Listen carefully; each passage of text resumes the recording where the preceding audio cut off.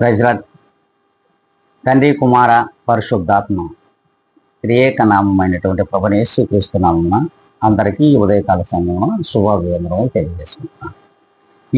ఈ దినం దేవుని యొక్క వాగ్దానమును మనము కొద్ది నిమిషాలు ధ్యానిద్దాం. అది యోహాను శుభవార్త 17వ అధ్యాయము 11వ లేఖనాన్ని మనం చదువుకుందాం. నేను ఇకను లోకములో ఉండను గాని మీరు లోకములో ఉన్నారు. నేను నీ యొద్దకు వచ్చుచున్నాను. పరిశుద్ధుడవైన తండ్రి, మనము ఏకమై ఉన్నలాగున వారును ఏకమై ఉండునట్లు నీవు నాకు అనుగ్రహించిన నీ నామమందు వారిని కాపాడము. దేవునికి మహిమ కలుగును గాక. చూడండి, ప్రభువులు వారు ప్రార్థన చేస్తూ ఉన్నారు.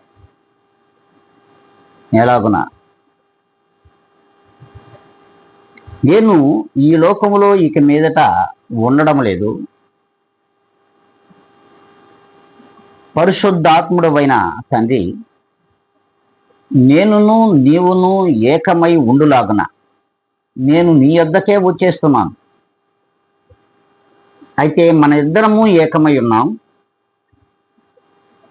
అయితే లోకములో ఉన్నటువంటి మనుష్యులు నీవు ఎవరినైతే నాకు అనుగ్రహించి ఉన్నావో వారును మనతో కలిసి ఏకముగా ఉండడానికి వారిని ఇప్పటి నుండి నీవు కాపాడు ప్రభువా అని ఒక ప్రార్థన అయితే మనం వింటున్నాం.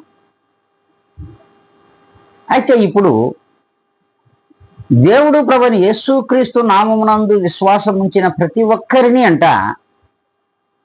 మరి కాపాడవలసిన అవసరము దేవునికి ఉన్నది. అయితే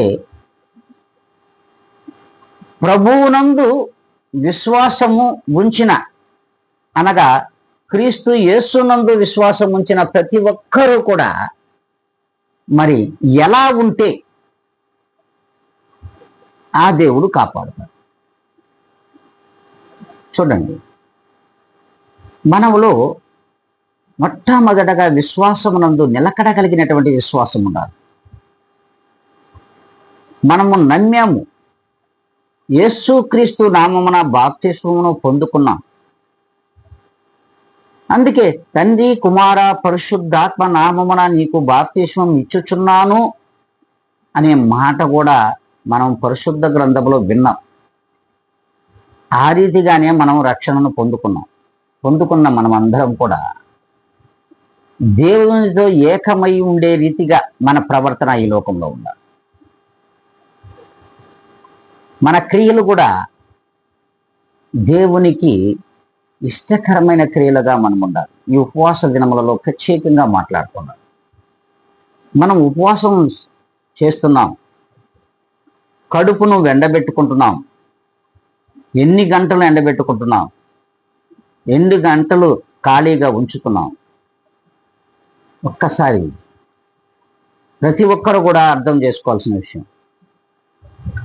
ఒక్క భోజనాన్ని విడిచిపెడితేనే సరిపోతుందా ఉపవాసం అంటే?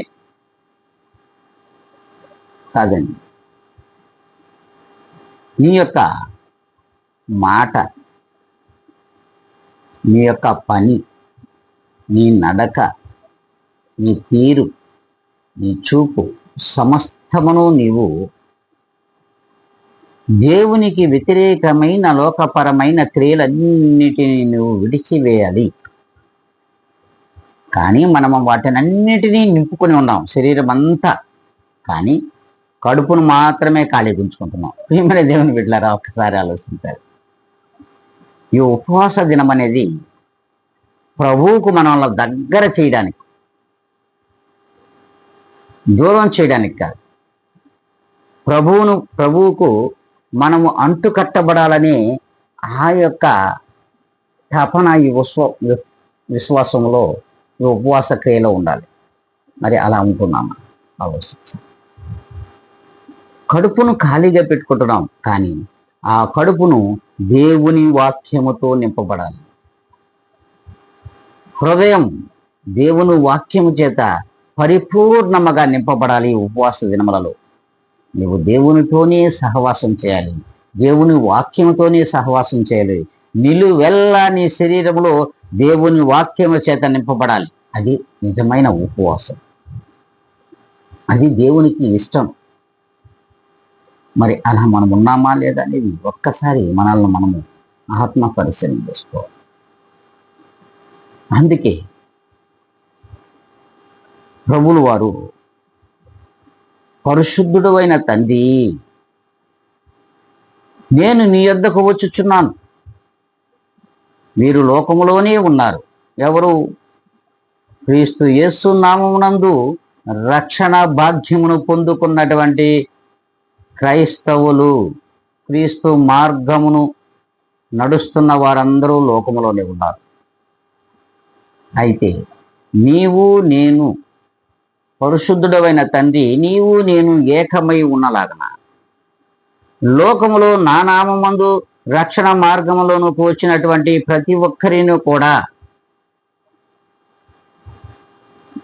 మరలా తిరిగి వచ్చే వరకు, వారును మనతో ఏకమయ్యే వరకు కూడా వారిని ఈ లోకములో కాపాడు ప్రభువా అని యేసుక్రీస్తు ప్రభువుల వారు పరిశుద్ధాత్మడు అయినటువంటి తండ్రిని అడగడం చూస్తాం. చూడండి, ఒక్కసారి మనల్ని మనం ఆత్మపరిశీలన చేస్తాం. అలా వారును అంటే ఈ లోకంలో మనము కూడా ప్రభువుని అంటు కట్టుకొని ఏకమవ్వాలి అనుకుంటే, ఆ మహిమ స్వరూపులుగా మనము కూడా మారాలి అనుకున్నట్లయితే ఉపవాసమును ఏ రీతిగా చేయాలో స్పష్టంగా వాక్యమే సెలవిస్తూ ఉంది. ఆహారాన్ని విడిచిపెట్టిన మరుక్షణం ప్రభువైన యేసుక్రీస్తు యొక్క ఆత్మీయ ఆహారం చేత నువ్వు నింపబడాలి. ఇది ఉపవాసం. ఈ రీతిగా మనం ఉన్నామా లేదా? లేకపోతే ఇప్పుడే తలలు వంచుకుందాం, కళ్ళు మూసుకుందాం, ప్రార్థన లేకుందాం. మేము కూడా ఇదిగో ప్రభువా, ఆహారమును విడిచాం, మా శారీరక పరమైన లోకక్రియలన్నిటినీ విడిచేస్తున్నాం. ఈ దినం నుండి మీ వాక్యముతో నేను నింపబడాలి. సంపూర్ణమైనటువంటి ఆత్మీయ ఆహారము చేత నేను పరిపూర్ణమైనటువంటి ఆకలిని తీర్చుకునే వాడిగా ఉండాలి అనుకుంటే ఖచ్చితంగా ప్రార్థనలో అందరం కూడా పరిశుద్ధాత్ముడా, పరిపూర్ణుడా, కృపలకు పాత్రుడా, ప్రేమ స్వరూపి, నీ పాదములకు వందనములు, కృతజ్ఞతలు. కానీ నీవిచ్చినటువంటి ఈ గొప్ప వాగ్దానమును, ఇందులోని నీవిచ్చినటువంటి అత్యంత మర్మమైనటువంటి ఉపదేశమును ఆయన వింటున్నటువంటి, వీక్షించుచున్నటువంటి బిడ్డలందరూ కూడా పరిపూర్ణముగా హృదయములలోనికి దానిని తీసుకొని వాక్యానుసారమైనటువంటి జీవితంలోనికి ఈ దినం నుండి నడవడానికి కృప చూపమని, మరి ఇదిగోనైనా ఈ యొక్క 13వ దినమున మేము ఉపవాస క్రమమును ఆచరించుచూ ఉన్నాం. క్రీస్తు మార్గమును మేము అందరం కూడా అన్వేషిస్తూ ఉన్నాం.